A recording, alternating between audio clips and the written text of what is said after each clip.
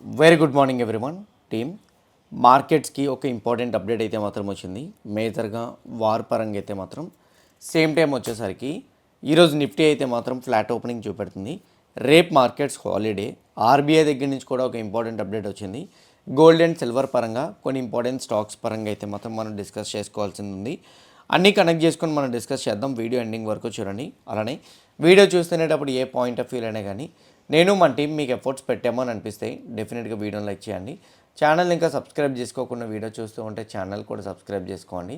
ఇదే వీడియో మీ ఫ్రెండ్స్ వరకు మీ రిలేటివ్స్ షేర్ చేస్తే హెల్ప్ అవుతుంది అనుకుంటే వాళ్ళకి కూడా షేర్ చేయండి. నా ఫస్ట్ వన్ వచ్చేసరికి లాస్ట్ నైట్ యూఎస్ మార్కెట్స్లో ఏం జరిగింది అన్న దగ్గర నుంచి మనం మొదలు పెడదాం. డౌ జోన్స్ అయితే 118 పాయింట్స్ నెగిటివ్గా క్లోజ్ అయితే నాస్డాక్ 312 పాయింట్స్ పాజిటివ్గా క్లోజ్ అయింది. యూఎస్ మార్కెట్స్ మిక్స్డ్గా క్లోజ్ అవ్వడానికి ఒక రీజన్ అయితే మాత్రం ఉంది. ఒకటి, సెమీ కండక్టర్ రిలేటెడ్ కంపెనీస్ మీద బ్రోకింగ్ కంపెనీస్ అన్నీ కూడా పాజిటివ్ టార్గెట్స్ ఇచ్చినాయి. అందువల్ల నాస్డాక్ అయితే మాత్రం కొంచెం పాజిటివ్గా మూవ్ అవ్వడం చూడగలిగాం. Majority of the IT stocks అయితే మాత్రం హయ్యర్ సైడ్ మూవ్ అయినాయి. This the first point. Second point, మరి డౌ జోన్స్ ఎందుకు కరెక్షన్ అయింది? డౌ జోన్స్ నెగిటివ్గా కరెక్షన్ అవ్వడానికి ఇన్ఫ్యాక్ట్ యూరోపియన్ మార్కెట్స్ కూడా లిటిల్ బిట్ మైల్డ్ నెగిటివ్గా కరెక్షన్ అవ్వడానికి రీజన్ ఏంటంటే, అండ్ మీరు ఇక్కడ క్లియర్గా చూడండి, యూఎస్ వాళ్ళు అయితే మాత్రం ఇరాన్ పైన మళ్ళీ సెకండ్ రౌండ్ ఆఫ్ అటాక్స్ని చేస్తానని చెప్తున్నారు. ఒకవేళ కానీ అదే జరిగితే మాత్రం డెఫినెట్గా మార్కెట్స్కి అది నెగిటివ్గా మారే ఛాన్స్ ఉంటుంది. ఇప్పటి వరకు ఇరాన్ వాళ్ళు అయితే మాత్రం పెద్దగా నెగిటివ్ సైడ్ అయితే మాత్రం రెస్పాన్స్ ఇవ్వలేదు. సీజ్ ఫైర్ని వైలేట్ చేస్తున్నారు, ఇది కరెక్ట్ కాదని ఇరాన్ వాళ్ళు చెప్తున్నారా తప్ప తిరిగి ఇరాన్ వాళ్ళు అయితే మాత్రం అటాక్ చేయలేదు. ఒకవేళ కానీ సీరియస్గా ఇరాన్ అటాక్ చేయడం మొదలు పెడితే మాత్రం మేబీ మన మార్కెట్స్ నెగిటివ్గా కరెక్షన్ అయ్యే ఛాన్స్ ఉంటుంది. ఇన్ఫ్యాక్ట్ క్రూడ్ ప్రైస్ కూడా ఇంపాక్ట్ అవ్వడానికి ప్రాబబిలిటీస్ ఎక్కువగా ఉంటాయి. ఎందుకంటే క్రూడ్ చూడండి, నిన్న మనం ఎక్కడ మాట్లాడుకున్నామో 95, ఇప్పుడు కూడా ఆల్మోస్ట్ అక్కడే ఉంది, ఒక 70 పైసా పెరిగింది అంతే. సో క్రూడ్ ప్రైస్ కూడా కొంచెం న్యూట్రల్గానే ఉంది. ఎందుకు మార్కెట్స్లో క్రూడ్ ప్రైస్ పెరగలేదు ఈవెన్ యూఎస్ అటాక్ చేసినా కానీ? బికాజ్ ఇరాన్ వాళ్ళు అంత అగ్రెసివ్గా రియాక్ట్ అవ్వలేదు కాబట్టి ఇప్పుడు ప్రెజెంట్ రైట్ నో మార్కెట్స్ పరంగా న్యూట్రల్గా ఉంది. ఖటార్లో నెగోషియేషన్స్ జరుగుతున్నాయి. Majority of the negotiations end అవ్వడానికి ఆల్మోస్ట్ వచ్చినాయనే రీజన్స్ తోటి మార్కెట్ నెగిటివ్గా రియాక్ట్ అవ్వలేదు. బట్ స్టిల్ యూఎస్ అయితే మాత్రం సెల్ఫ్ డిఫెన్స్ అనే పేరుతోటి అటాక్స్ ఏదైతే చేస్తుందో అందువల్ల డౌ జోన్స్ అయితే మాత్రం బిట్ నెగిటివ్గా అయితే మాత్రం రియాక్ట్ అయింది. On the other side US వాళ్ళు ఒక అప్డేట్ కూడా ఇచ్చారు. అదేంటంటే స్ట్రైట్ ఆఫ్ హార్మోస్ దగ్గర నుంచి వెళ్తున్న ప్రతి షిప్కి కూడా మేము ఎస్కాట్ ఇస్తున్నామని చెప్తున్నారు. ఈ ఎస్కాట్ ఇస్తున్నామని ఏదైతే చెప్పారో ఇది మార్కెట్స్కి ఒక పక్క పాజిటివ్గా మనం కన్సిడర్ చేయొచ్చు. అందువల్ల యూఎస్ మార్కెట్స్ కూడా న్యూట్రల్గా ట్రేడ్ అవ్వడం అయితే మాత్రం మనం చూడగలిగాం. హవెవర్ యూరోపియన్ మార్కెట్స్ పరంగా చూసుకుంటే majority of the European markets అన్నీ కూడా న్యూట్రల్ విత్ పాజిటివ్గా ట్రేడ్ అవుతున్నాయి. జపాన్ మార్కెట్ 1% పాజిటివ్గా ట్రేడ్ అయితే రెస్ట్ ఆఫ్ ద మార్కెట్స్ అన్నీ కూడా న్యూట్రల్లో ట్రేడ్ అవుతున్నాయి. మరి ఇండెక్స్ ఫ్యూచర్స్లోకి వెళ్తే డవ్ ఫ్యూచర్స్, నాస్డాక్ ఫ్యూచర్స్ ఎలా ట్రేడ్ అవుతున్నాయి అన్న దాని గురించి మనం చూసుకుంటే డవ్ ఫ్యూచర్స్ కరెంట్లీ 56 పాయింట్స్ పాజిటివ్లో ట్రేడ్ అవుతుంటే నాస్డాక్ అయితే 77 పాయింట్స్ పాజిటివ్లో ట్రేడ్ అవుతుంది. అక్కడ యూఎస్ మార్కెట్స్లో డౌ జోన్స్ కేవలం 180 పాయింట్స్ నెగిటివ్. ఇక్కడేమో ఫ్యూచర్స్లో కొంత రికవరీ అయింది. ఫ్యూచర్స్ వచ్చేసరికి 55 పాయింట్స్ పాజిటివ్ అండ్ నాస్డాక్ వచ్చేసరికి 75 పాయింట్స్ పాజిటివ్. టెక్ రిలేటెడ్ స్టాక్స్లో అయితే మాత్రం మనం పాజిటివ్గా ఎక్స్పెక్ట్ చేయొచ్చు. అయితే గిఫ్ట్ నిఫ్టీ చూస్తే 23,880 దగ్గర అయితే మాత్రం చూపెడుతుంది. లాస్ట్ టైం అంటే ఎస్టర్డే మనకి నిఫ్టీ క్లోజ్ అయింది 23,900. 880 అంటే ఇంకా 20 పాయింట్స్ గ్యాప్ డౌన్. బట్ కాకపోతే 20 పాయింట్స్ని గ్యాప్ డౌన్ అనేదానికన్నా ఫ్లాట్ అనుకుంటే బెటర్. అందుకే మీకు థంబ్నెయిల్ మీద ఫ్లాట్ అని ఇచ్చాను. ఎప్పుడైనా అలా ఏడిఆర్స్లో మీకు లిటిల్ బిట్ కన్ఫ్యూజన్ వచ్చింది అని అనిపిస్తే డైరెక్ట్గా గిఫ్ట్ నిఫ్టీలో అలా కన్ఫ్యూజన్ వచ్చింది అని అనిపిస్తే డైరెక్ట్గా ఏడిఆర్ని చూసేయండి. ఏడిఆర్ అంటే మన ఇండియన్ స్టాక్స్ అమెరికాలో ట్రేడ్ అయినవి. లాస్ట్ నైట్ ఇన్ఫోసిస్ అయితే 4.6% క్రాష్ అయింది. I don't know Infosys stock మరి 4.6% ఎందుకు క్రాష్ అయింది అనేది. సెమీ కండక్టర్ రిలేటెడ్ కంపెనీస్ మీద బ్రోకింగ్ ఏజెన్సీస్ పాజిటివ్ టార్గెట్స్ ఇస్తూ పాజిటివ్ సైడ్ వెళ్తుందని రికమెండేషన్స్ ఇచ్చారు తప్ప నెగిటివ్ సైడ్ చెప్పలేదు. కానీ ఎందుకు ఇన్ఫోసిస్ వెళ్ళింది అనేది నాకు తెలీదు. మీకు ఎవరైనా తెలిస్తే కామెంట్ బాక్స్లో పెట్టండి. విప్రో అయితే 2.5% మొమెంటం ఇచ్చింది. హెచ్డిఎఫ్సి బ్యాంక్ 0.2%, ఐసిఐసిఐ బ్యాంక్ 0.96% పాజిటివ్గా మూవ్ అయింది. బ్యాంకింగ్ ఏడియాస్ కొంచెం పాజిటివ్గానే ఉన్నాయి. అంటే ఎస్టర్డే ఉన్న బ్యాంకింగ్ స్టాక్స్ నెగిటివ్ క్లోజ్ ఏదైతే ఉందో నైట్ యూఎస్ మార్కెట్స్లో అది రిఫ్లెక్ట్ అవ్వలేదు. కానీ యూఎస్ మార్కెట్స్ 3 రోజుల తర్వాత ఓపెన్ అయినాయి కాబట్టి పెద్దగా మనం ఏడియాస్ని అయితే మాత్రం ట్రస్ట్ చేయలేము. మేబీ అందువల్ల అనుకుంటే గిఫ్ట్ నిఫ్టీ అయితే న్యూట్రల్గా ఓపెన్ అయినట్టు కనపడుతుంది. Now when it comes to the war updates, war పరంగా అయితే మాత్రం యూఎస్ వాళ్ళు స్ట్రైట్ ఆఫ్ హార్మోన్స్ దగ్గర నుంచి వెళ్తున్న ప్రతి షిప్కి కూడా ఎస్కోట్ ఇస్తున్నామని చెప్తున్నారు. ఇది positive. On the other side US వాళ్ళు చేసిన అటాక్ని కండెమ్ చేస్తున్నారే తప్ప ఇరాన్ తిరిగి అటాక్ చేయలేదు. ఇది కూడా పాజిటివ్.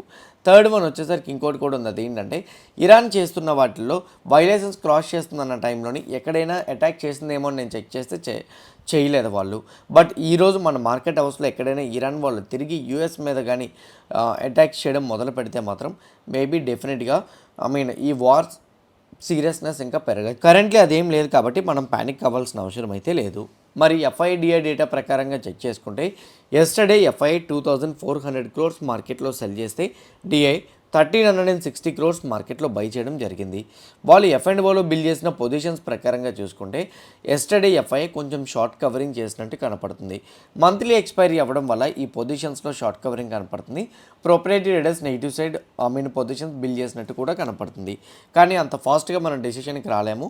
సో అందువల్ల ఇప్పుడు ఏదైతే ఎఫ్ఐఐ ప్రొపరేటరీ ట్రేడర్స్ డేటా ఎఫ్&ఓలో బిల్ చేసిన డేటా చూపెడుతుందో అది ఒక 2 days మనం ఆగితే మనకు ఒక క్లారిటీ అయితే మాత్రం వస్తుంది. నా వార్ పరంగా అయితే మాత్రం ఇరాన్ ఇంకా రెస్పాన్స్ ఇవ్వలేదు. అందువల్ల మార్కెట్స్ న్యూట్రల్గా ఉన్నాయి. అయితే ఇంకోటి ఏంటంటే రేపు మన మార్కెట్స్ హాలిడే. ఇప్పుడే కాదు ఎప్పుడైనా కానీ హాలిడే వస్తునేటప్పుడు సెకండ్ హాఫ్ మార్కెట్స్ని అవాయిడ్ చేయడానికి ట్రై చేయండి. కరెంట్లీ నిఫ్టీ పరంగా చెక్ చేసుకుంటే యాజ్ ఆఫ్ నౌ నేనైతే ఒకటే చెప్పగలను, Nifty important resistance level break అయ్యింది. ఆ రెసిస్టెన్స్ లెవెల్ని రీటెస్ట్ చేయడానికి ఎస్టర్డే సెకండ్ హాఫ్లో ఫాల్ అయితే వచ్చింది. మీ అందరికి గుర్తుందో లేదో మార్నింగ్ మనం ఒకటి మాట్లాడుకున్నాం. ఫస్ట్ హాఫ్ కొంచెం పాజిటివ్గా వెళ్ళడానికి ఛాన్సెస్ ఉంటాయి, సెకండ్ హాఫ్లో కొంచెం డిప్ అవ్వచ్చు అని. సో అదే మనం మార్కెట్లో చూసాం. ఎస్టర్డే సెకండ్ హాఫ్లో అంటే ఆఫ్టర్ 12 తర్వాత ఏదైతే డిప్ వచ్చిందో అది ఈరోజు కూడా కంటిన్యూ అవుతుందా అనే దాని గురించి మనం మాట్లాడుకుంటే సో ఒక క్లియర్గా ఒక సపోర్ట్ లెవెల్ అయితే మాత్రం ఉంది. అది previous day closing price which is and 23,913. Anything ఈ 23,913 లెవెల్ కానీ డౌన్ సైడ్ బ్రేక్ డౌన్ అయితే మాత్రం మేబీ మనం 23,800 వరకు ఫాల్ చేసే ఛాన్సెస్ ఉంటాయి. అంటే 100 points డిప్ అయితే చూడొచ్చు. ఒకవేళ కానీ 23,800ని టచ్ చేస్తే స్లోగా ఇక్కడ నుంచి బౌన్స్ కూడా మనం ఎక్స్పెక్ట్ చేయొచ్చు. నా పాయింట్ ఆఫ్ వ్యూలో అయితే మాత్రం 23,900 బ్రేక్ అయితే డైరెక్ట్ ఫాల్ 23,800 వరకు చూసే ఛాన్స్ అయితే మాత్రం ఉంటుంది. ఫస్ట్ 1 hour 23,900 బ్రేక్ అవుతుందో లేదో చూడండి. బ్రేక్ అవ్వకపోతే మాత్రం డే మొత్తం కూడా వాల్టైల్గా చూసే ఛాన్స్ ఉంటుంది. ఇంకోటి సెకండ్ హాఫ్లోని ఆఫ్టర్ 2 PM ఈరోజు సెన్సెక్స్ ఎక్స్పైరీ కూడా ఉంది కాబట్టి మార్కెట్స్లో వాల్టైల్ మొమెంటం కనబడుతుంది. What is mean by wall tile? సడన్గా 2 తర్వాత అయితే మాత్రం ఒక నిఫ్టీ 50 points to 70 points పెరుగుతుంది, లేదా ఒక 100 points. అండ్ అదే టైంలోని అదే 100 points మళ్ళీ నెగిటివ్ సైడ్ కూడా డిక్లైన్ అయిపోతుంది. ఇలాంటి కైండ్ ఆఫ్ సినారియోస్ మనం ఫేస్ చేయడానికి ప్రాబబిలిటీస్ అయితే మాత్రం ఎక్కువగా ఉంటాయి. ఇది మాత్రం గుర్తుపెట్టుకోండి. Now on the other side Sensex పరంగా చూసుకుంటే సెన్సెక్స్ కూడా ఇంపార్టెంట్ రెసిస్టెన్స్ లెవెల్ మనం డ్రా చేసుకున్నది ఏదైతే ఉందో 75,600 just give me a minute, 76,000 Sensex ఇంకా బ్రేక్ చేయలేదు. ఇది బ్రేక్ చేస్తే స్ట్రాంగ్గా బీరిష్ షేడ్ వచ్చే ఛాన్స్ ఉంది, లేకపోతే దీన్ని రీటెస్ట్ చేసి పైకి వెళ్ళే ప్రాబబిలిటీసే ఎక్కువగా ఉన్నాయి. When it comes to the bank Nifty కూడా బ్రేక్అవుట్ ఇచ్చిన తర్వాత రీటెస్ట్ చేయడానికి లిటిల్ మైనర్ ఫాల్ వచ్చింది. కంప్లీట్గా ఫాల్ వస్తే మాత్రం 54,500 వరకు డిక్లైన్ చూడొచ్చు.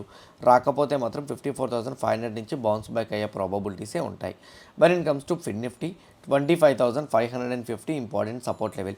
గుర్తుపెట్టుకోండి, ఏవైతే రెసిస్టెన్స్ లెవెల్స్ బ్రేక్ చేసినాయో వాటిని టచ్ చేసి మళ్ళీ బౌన్స్ బ్యాకే అవ్వచ్చు. వాటిని టచ్ చేయడానికి వస్తాయి అంటే రీటెస్ట్ కోసం వస్తాయని మీరు ఎలా కన్ఫర్మేషన్ తీసుకోవాలంటే previous day closing price first 30 minutes కానీ లేదా ఫస్ట్ 1 hour కానీ ఆ క్లోజింగ్ ప్రైస్ని బ్రేక్ చేస్తే మేబీ డిక్లైన్ చూడడానికి ప్రాబబిలిటీస్ అయితే ఉంటాయి. ఇది మేజర్గా ఉన్న అప్డేట్ అయితే. Now as per bit coin, gold and silver పరంగా మాట్లాడుకుంటే బిట్ కాయిన్లో అయితే మాత్రం ఎస్టర్డే డౌ జోన్స్ కరెక్షన్ అవడం స్ట్రాంగ్ డిక్లైన్ అయితే చూసాం. రెసిస్టెన్స్ లెవెల్ దగ్గర నుంచి ఒక స్ట్రాంగ్ ఎంగల్ఫింగ్ క్యాండిల్ ఏదైతే ఎపీర్ అయిందో ఇది మేబీ మార్కెట్లో కొంచెం వీక్నెస్ చూపెడుతుంది. కానీ జోన్ ఒకటి మనం డ్రా చేసుకున్నాం. ఆ జోన్ని కానీ 80% క్యాండిల్ బాడీ అవుట్ సైడ్తో బ్రేక్ చేయగలిగితే మనం ఫాల్ ఎక్స్పెక్ట్ చేయొచ్చు. బట్ అది బ్రేక్ చేయలేదు కాబట్టి మనం ప్యానిక్ కావాల్సిన అవసరం అయితే లేదు. ఎనీథింగ్ ఈరోజు క్యాండిల్ కానీ ఆల్రెడీ బయటకు వచ్చేసింది. దీని బిలో కానీ ఒక 1 hour క్యాండిల్తో ఒక స్ట్రాంగ్గా బీరిష్ షెడ్ క్లోజ్ అవ్వగలిగితే మేబీ బిట్ కాయిన్లో ఫర్దర్గా ఫాల్ 71,500 వరకు చూడొచ్చు. అంతవరకు ఫాల్ రాదని నేను అనుకుంటున్నా. ఒకవేళ వస్తే మాత్రం definitely you can expect somewhat decline. Now when it comes to the gold, already crude oil అయితే మాత్రం 100 బిలో సస్టైన్ అయింది కాబట్టి గోల్డ్ అయితే మాత్రం వాలటాలిటీ స్టార్ట్ అయింది. సో గోల్డ్ అయితే మాత్రం కొన్ని రోజులుగా ఒక జోన్ అయితే మాత్రం ఉంది. ఈ జోన్ ఇన్ బిట్వీన్లో గోల్డ్ అయితే ట్రేడ్ అవుతుంది. జోన్కి అవుట్ సైడ్ కానీ రాగలిగితే మనం పాజిటివ్ సైడ్ ఎక్స్పెక్ట్ చేయొచ్చు. జోన్కి డౌన్ సైడ్ కానీ రాగలిగితే నెగిటివ్ సైడ్ చూడొచ్చు. యాజ్ ఆఫ్ నో జోన్కి కరెంట్లీ అయితే మాత్రం లో ఉంది, విచ్ ఈజ్ అన్ 4,500. ఈ 4,500 కానీ బ్రేక్ చేస్తే మాత్రం స్లోగా 4,350 వరకు మనం డిక్లైన్ చూడొచ్చు. ఒకవేళ కానీ 4,500 బ్రేక్ చేయకపోతే ఇక్కడే కన్సాలిడేట్ అవ్వడానికి ప్రాబబిలిటీస్ అయితే మాత్రం ఉంటాయి. When it comes to the silver పరంగా అయితే మాత్రం as of now important support level ఉంది, విచ్ ఈజ్ 71.5. ఎనీథింగ్ సిల్వర్ 71.5 కానీ బ్రేక్ చేయగలిగితే డిక్లైన్ చూడొచ్చు, లేకపోతే మాత్రం ఫాల్ చూసే ప్రాబబిలిటీస్ తక్కువ. గోల్డ్, సిల్వర్, బిట్ కాయిన్లో మీరు యాక్టివ్గా ట్రేడ్ చేద్దాం అనుకుంటే కింద కామెంట్ బాక్స్లో నేను డెల్టా ఎక్స్చేంజ్ రిఫరల్ లింక్ ఇస్తున్నా. ఆ లింక్ క్లిక్ చేసి అకౌంట్ ఓపెన్ చేసుకున్న వాళ్ళకి డెఫినెట్గా మీకైతే మాత్రం లింక్ క్లిక్ చేసి అకౌంట్ ఓపెన్ చేసుకున్న వాళ్ళకి 24/7 ట్రేడ్ చేసుకునే ఛాన్స్ ఉంటుంది. ఎక్స్పైరీ డే ఉండదు. అండ్ సేమ్ టైం వచ్చేసరికి విత్ లెవరేజ్ అయితే మాత్రం ఉంటుంది. వాటితో ట్రేడ్ చేసుకోవచ్చు.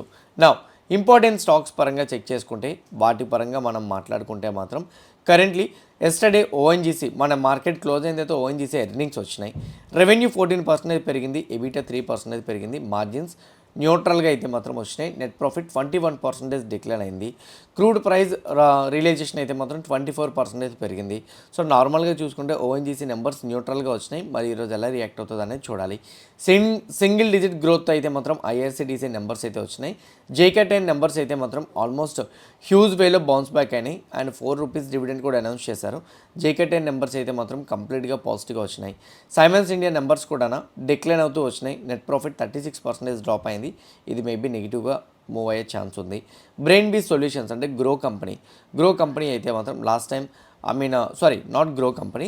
So Brainbees Solutions company అయితే మాత్రం last time 76 crores loss post చేస్తే ఈసారి 30 crore లాస్ పోస్ట్ చేశారు. లాస్ అయితే రెడ్యూస్ అయింది. రెవెన్యూ అయితే 12% పెరిగింది. మరి చూడాలి ఈరోజు ఎలా రియాక్ట్ అవుతుందని చెప్పి. ఆన్ ద అదర్ సైడ్ వచ్చేసరికి మేజర్ అప్డేట్స్ ఇంకేమైనా ఉన్నాయి ఏంటనేది మనం చెక్ చేస్తే బ్యాంక్ నిఫ్టీని ఇంపాక్ట్ చేసే స్టాక్స్ అయితే మాత్రం లేవు.